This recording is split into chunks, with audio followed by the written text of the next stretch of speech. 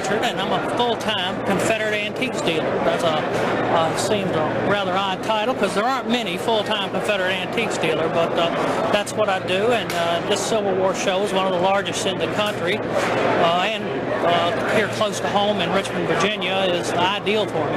How did you get into the business? It was a hobby, an addiction, and I originally started collecting, but in order to feed my habit, my addiction, to get my next fix, I had to buy something. And in order to get the next fix, I had to sell something to buy something else. So anytime I got something, I studied it. I wanted to know everything about it, about the way it was made, the way it was used, the men that carried it. It was my door to history. And I would study it for 6 months, maybe a year. And then there would be something else that I wanted to study, and I would sell it.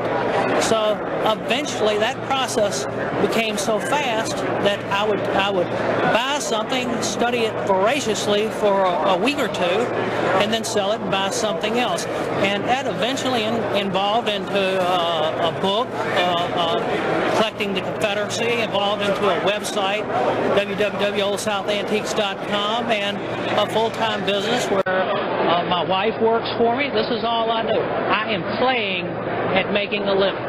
I play hard at it, but I'm playing to make a living. The collecting field, the greatest fear is a collector collecting and getting things that are frauds. In anything there's money in, it attracts thieves. In all fields. It doesn't matter. People that collect guitars, motorcycles, there are people that are altering things to enhance their value. Same thing here, and it's pretty easy to do in such a manner as to fool the novice. And really what people pay me for is to be able to tell the difference between what's real and what isn't, and any alterations that have been made. I even met a man one time that he collected antique washing machines, and people were faking antique washing machines. That one kind of blew me away. Authenticity aspect is largely assured by the experience of the vendor. In many cases nowadays, the vendor will offer a money-back guarantee. It's so important for a vendor to achieve credibility, and the only way he can do that is by treating the customers properly. There's so much visible now because of the internet that it helps to maintain integrity because it's basically a small community. And when there's someone who develops a reputation for dishonesty, the name gets out, and it gets out to the customers, the collectors. My job is to first have the eye and taste for that which is appealing and historical, and then to be able to distinguish that which is real from that which is false. And had I started out to do this as a business, I don't believe it could have been done. No one could put the study time in that it required to do it.